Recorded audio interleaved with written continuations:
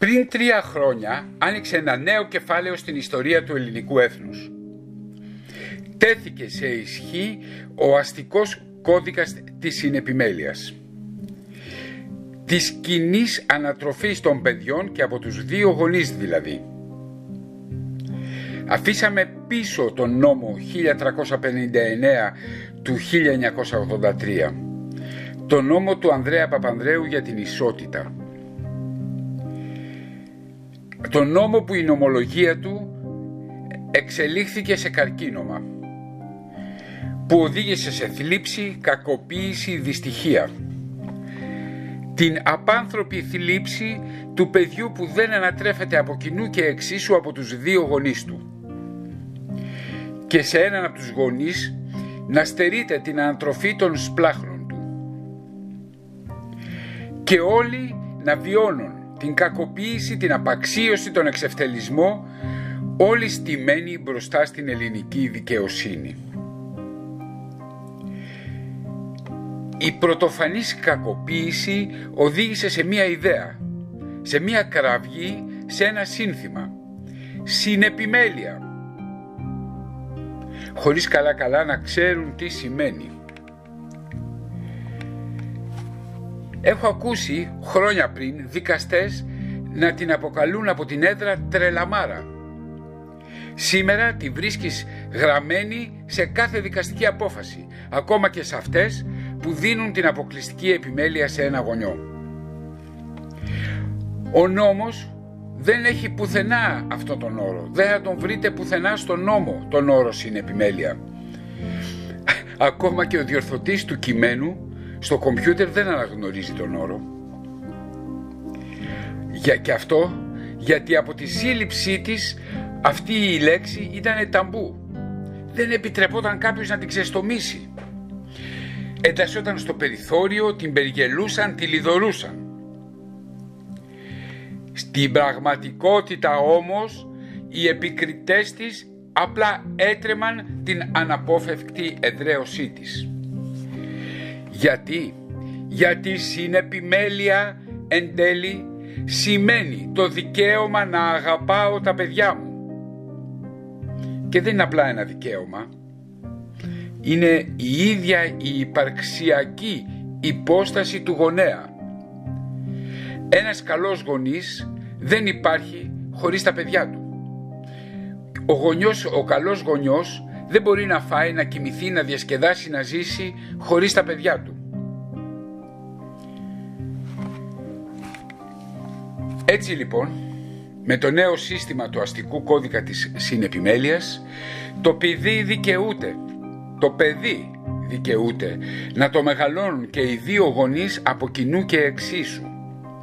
Μέσα στο γάμο ή σε σύμφωνο ή εκτός γάμου, εκτός συμφώνου, με συγκατοίκηση ή αρνησιοικώντας, δηλαδή σε δύο σπίτια, γιατί απλά οι γονείς αρνούνται να συγκατοικήσουν.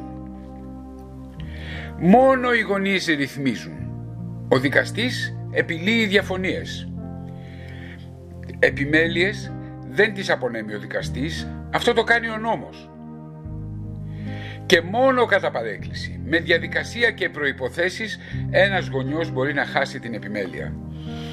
Αλλά κυρίως η ίδια η επιμέλεια έχει ψαλιδιστεί, αφού και οι δύο γονείς πληρώνουν διατροφή σε χρήμα για το παιδί.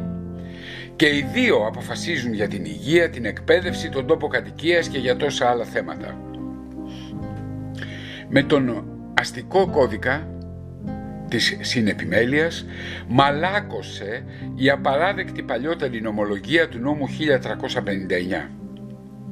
Σήμερα οι αποφάσεις δίνουν όλο και περισσότερες μέρες διανυκτέρευσης που πλησιάζει το 30%.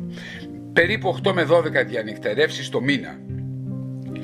Έχει γίνει πια άσχημη ανάμνηση ο βιασμός της ψυχής του κάθε δεύτερο Σαββατοκύριακου. Οι αποφάσεις δίνουν όλο και περισσότερη κοινή επιμέλεια. Και αυτό γιατί η απόλυτη εξουσία της αποκλειστικής επιμέλειας έχει μετριαστεί.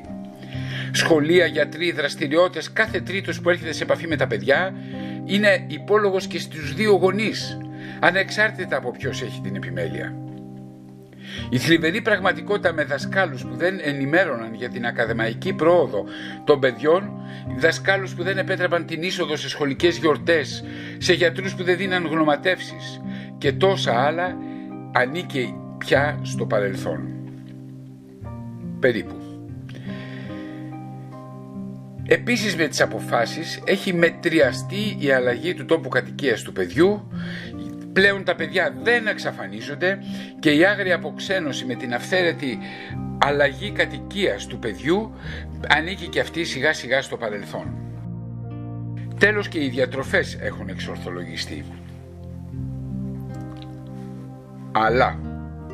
Αλλά ενώ ο νόμος γράφει από κοινού και εξίσου, οι δικαστές της επιμέλειας με οργανωμένο σχέδιο ακυρώνουν τον ίδιο τον νόμο. Κάθε δικαστική απόφαση ξεκινάει γράφοντας ολόκληρο το κείμενο του αστικού κώδικα, όπως πράγματι σήμερα έχει. Και από κάτω κάνουν ό,τι κάναν πριν, παντελώς αόριστα, παντελώς αναιτιολόγητα, και δίνουν την αποκλειστική επιμέλεια στη μητέρα. Αυτό το πράγμα ακριβώς είναι έλλειμμα δημοκρατίας. Είναι αυτό που λένε παράβαση της αρχής του κράτους δικαίου. Με απλά λόγια, άλλα γράφει ο νόμος, άλλα ψήφισε η Βουλή δηλαδή, και άλλα κάνει ο δικαστής. Μην ακούτε συναδέλφους που παρουσιάζουν σαν επιτυχία μερικές μικροαποφάσεις που ξεφεύγουν λίγο από τον γενικό κανόνα της απόκλησης. Ο δικαστής τότε μόνο θα εφαρμόζει τον αστικό κώδικα όταν, αντί να συζητάει για επιμέλειες, επιλύει διαφωνίες των γονέων. Διαβάστε τον αστικό κώδικα, συγκρίνετε τις αποφάσεις, όλες τις αποφάσεις, και να πιστέψετε στα μάτια σας και μόνο. Όταν το κάνετε αυτό, όταν διαβάσετε με τα μάτια σας τον νόμο, θα διαπιστώσετε κάτι πολύ σημαντικό. Σήμερα, 3 χρόνια μετά τον αστικό κώδικα που ξεκίνησε να ισχύει στις 16 Σεπτεμβρίου 2021, όλα αυτά είναι ξεπερασμένα. Η πραγματικότητα έχει αφήσει πίσω της τον δικαστή. Δεν χωρίζουν οι νέοι γονείς, απλά γιατί δεν παντρεύονται.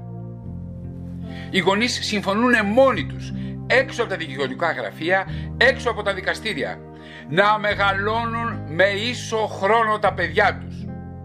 50-50, έτσι όπως γράφει ο αστικός κώδικας.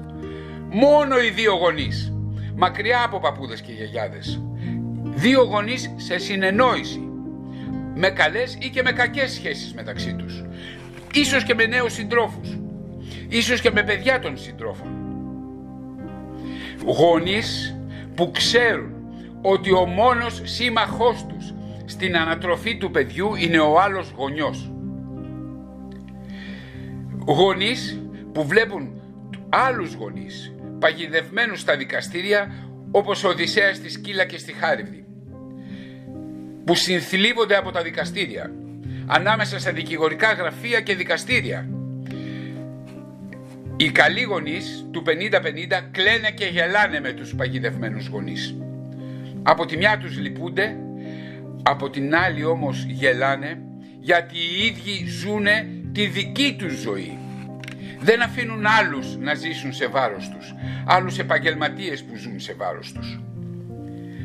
Πρόκειται για την επανάσταση του 50-50. Πρόκειται για τη γενιά που θα βγάλει την Ελλάδα από τον δημογραφικό χειμώνα. Είναι η γενιά που τρέφεται από τη μοναδική, την απεριόριστη, ανιδιοτελή αγάπη του γονιού για το παιδί του. Είναι η γενιά που θα γεμίσει τους δρόμους και τις πλατείες και τα σχολεία με παιδικές φωνές και με αγάπη. Είναι η γενιά της επανάστασης του 50-50. 20 χρόνια πριν ξεστομίζαμε τη λέξη συνεπιμέλεια και μας λέγαν να σωπάσουμε. Σήμερα περήφανα διαλαλούμε 50-50, ίσο χρόνο, από την πρώτη μέρα που γεννήθηκε το παιδί. Οι μόνοι που ακούγονται παράξενοι και παράφωνοι είναι αυτοί που έχουν αντίρρηση για το 50-50. Η κοινή συλλογική προσπάθεια ποτέ δεν σταμάτησε. Πολύ σύντομα θα αναγκαστούν και οι δικαστές να ακολουθήσουν την πραγματικότητα. Δεν θα χρειαστεί κανένας υπουργός, κανένας νομοθέτης. Απλά να εφαρμοστεί ο αστικός κώδικας όπως αυτός άλλαξε 3 χρόνια πριν. Να δίνουν οι δικαστές ίσο χρόνο και φροντίδα και στους δύο γονείς και να επιλύουν διαφωνίες. Και θα γίνει αυτό γιατί θα αναγκαστούν μετά την καθολική κατακραυγή να φανούν χρήσιμοι.